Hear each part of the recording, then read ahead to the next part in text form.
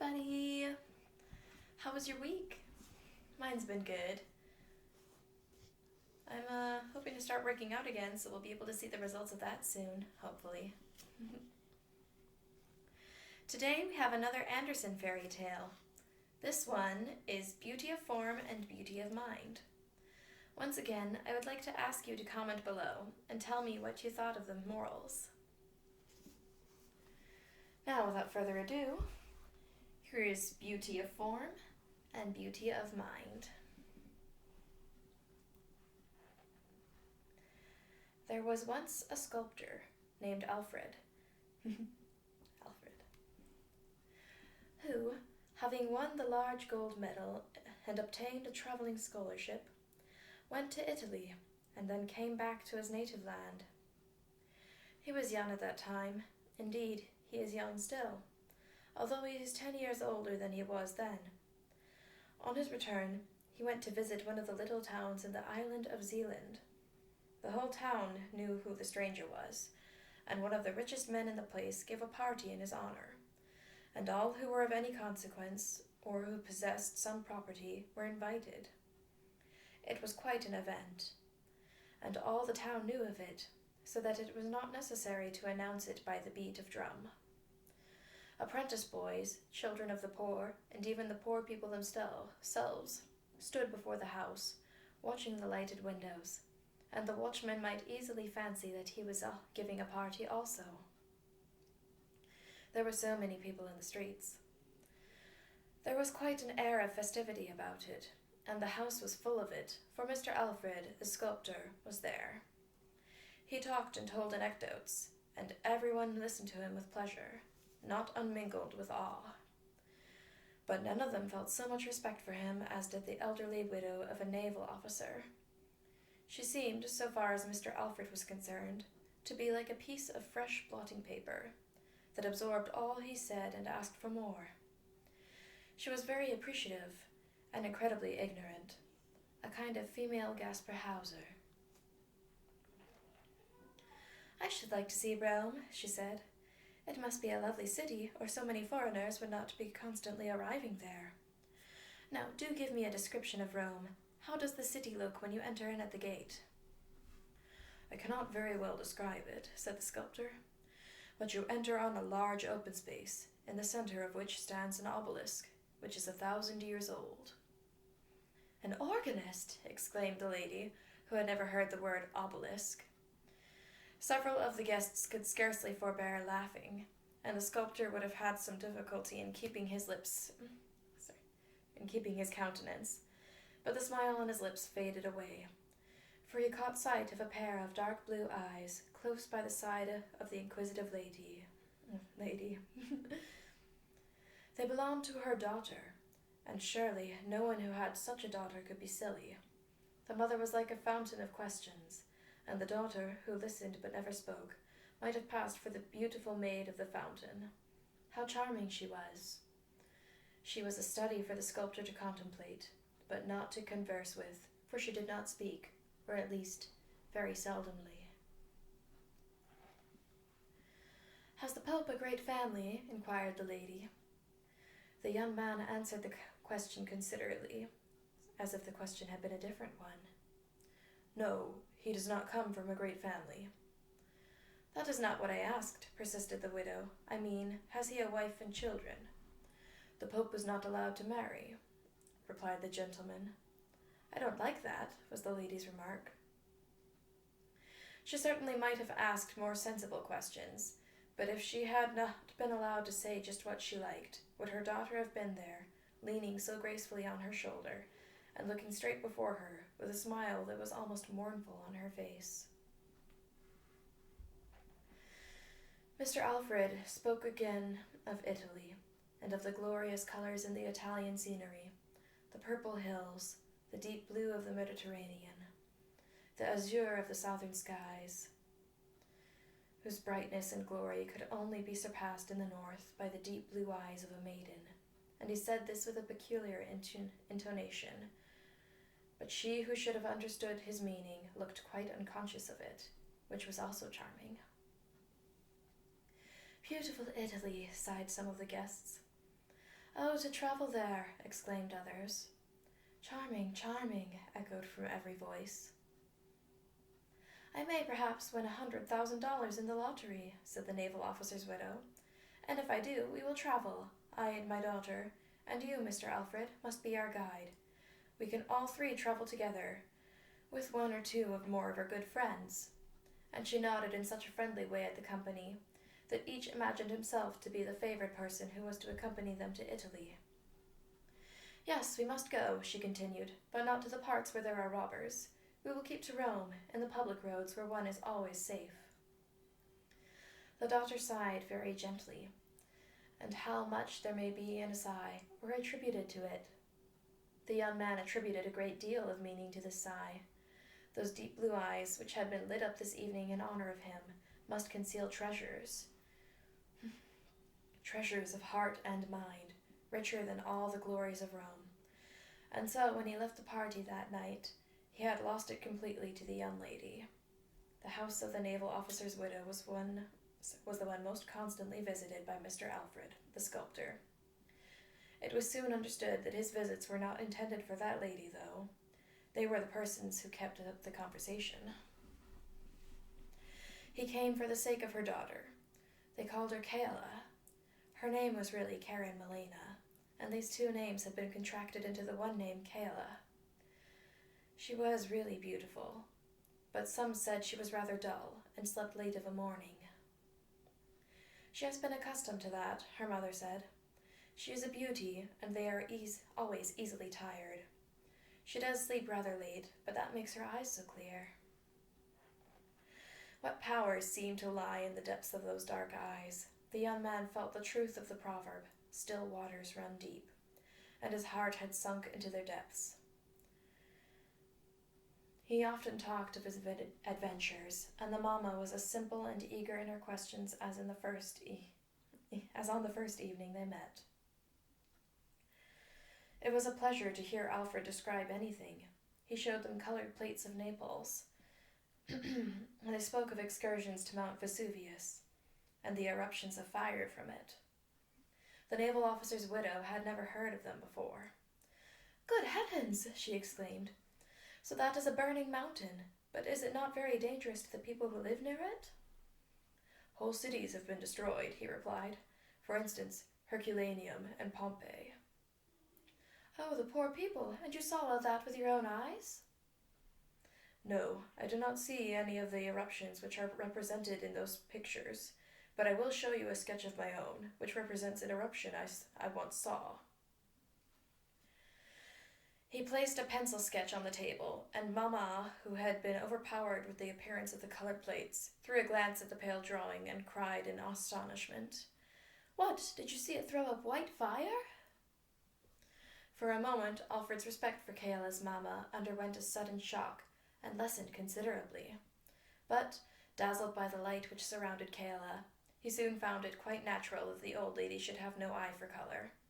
After all, it was of very little consequence, for Kayla's mamma had the best of all positions, namely, Kayla herself.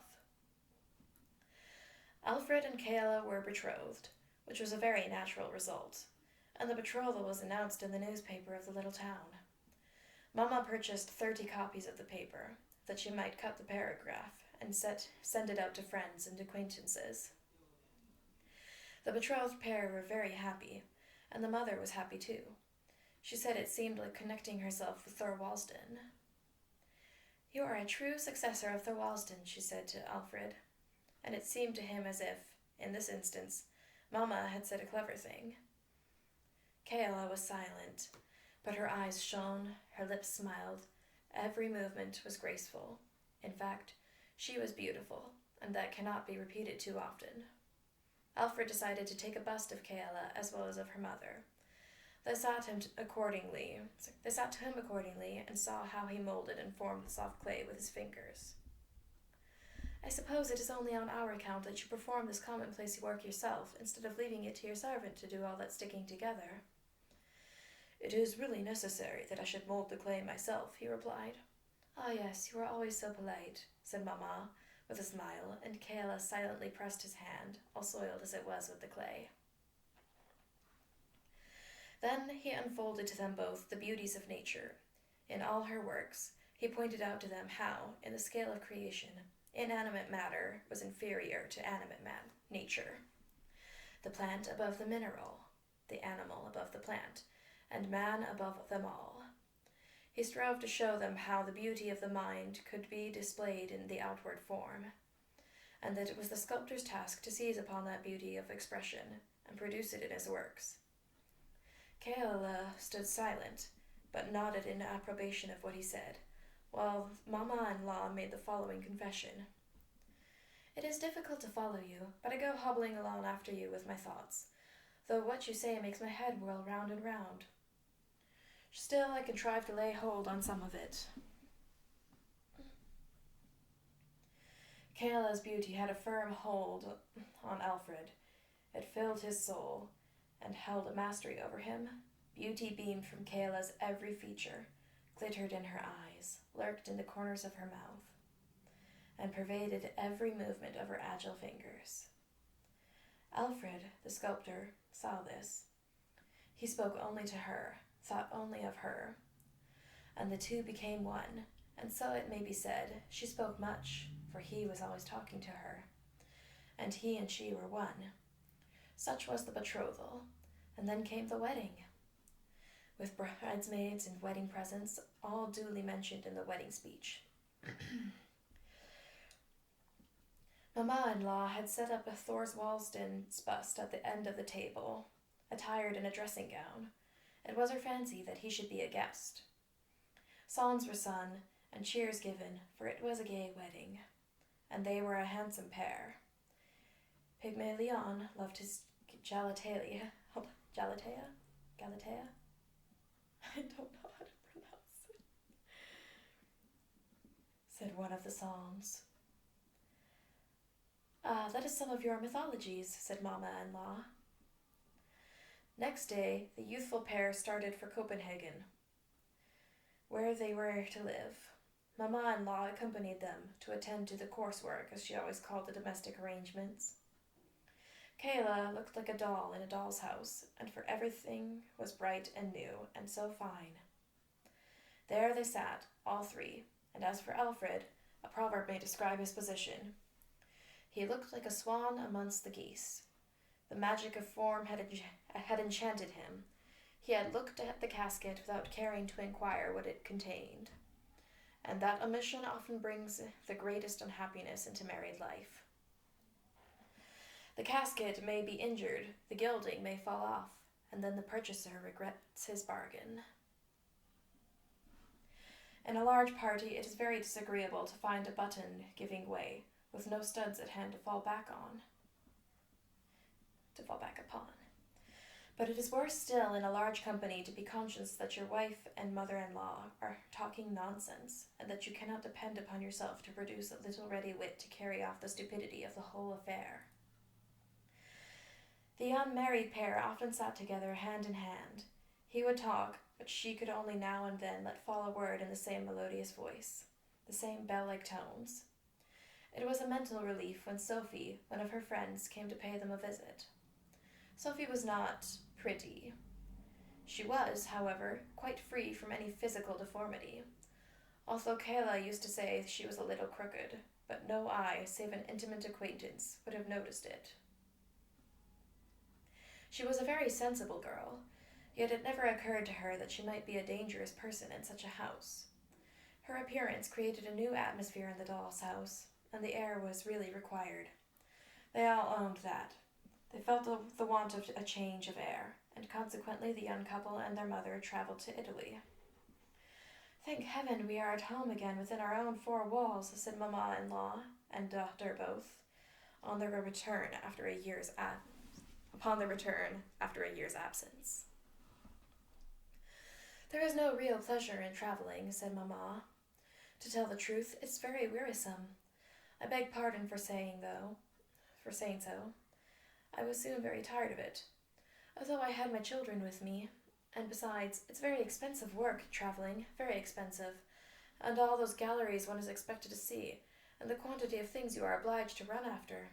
It must be done, for very shame. You are sure to be asked when you come back if you have seen everything. and will most likely be told that you've omitted to see what was best worth seeing of all. I got tired at last of those endless Madonnas. I began to think I was turning into a Madonna myself. And then the living, Mamma, said Kayla. Yes, indeed, she replied. No such thing as a respectable meat soup. Their cookery is miserable stuff. The journey had also tired Kayla, but she was always fatigued. That was the worst of it. So they sent for Sophie, and she was taken into the house to reside with them. And her presence there was a great advantage. Mamma-in-law acknowledged that Sophie was not only a clever housewife, but well-informed and accomplished, though that could hardly be expected in a person of her limited means. She was also a generous-hearted, faithful girl. She showed that thoroughly while Kayla laid sick, fading away. When the casket is everything, the casket should be strong, or else all is over. And all was over with the casket, for Kayla died. She was beautiful, said her mother. She was quite different from the beauties they call antiques, for they are so damaged. A beauty ought to be perfect, and Kayla was a perfect beauty. Alfred wept, and Mamma wept, and they both wore mourning. The black dress suited Mamma very well, and she wore mourning the longest. She had also to experience another grief in seeing Alfred marry again. Marry Sophie, who was nothing at all to look at. He's gone to the very extreme, said Mamma-in-law. He has gone from the most beautiful to the ugliest. He has forgotten his first wife. Men have no constancy. My husband was a very different man, but then he died before me.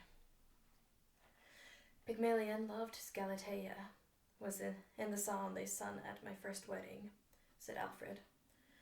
I once fell in love with a beautiful statue, which awoke to life in my arms, but the kindred soul, which is a gift from heaven, the angel who can feel and sympathize with and elevate us, I have not found and won till now. You came, Sophie, not in the glory of outward beauty, though you are even fairer than is necessary. The chief thing still remains. You came to teach the sculptor that his work is but dust and clay only, an outward form made of material that decays, and that what we should seek to obtain is the ethereal essence of mind and spirit. Poor Kayla, our life was as a meeting by the wayside.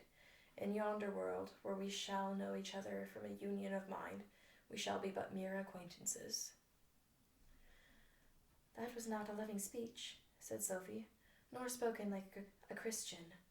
In a future state, where there is neither marrying nor giving in marriage, but where, as you say, souls are attracted to each other by sympathy, there everything beautiful develops itself, and is raised to a higher state of existence. Her soul will acquire such a completeness that it may harmonize with yours, even more than mine. And you will then once more utter your first rapturous exclamation of your love. Beautiful, most beautiful.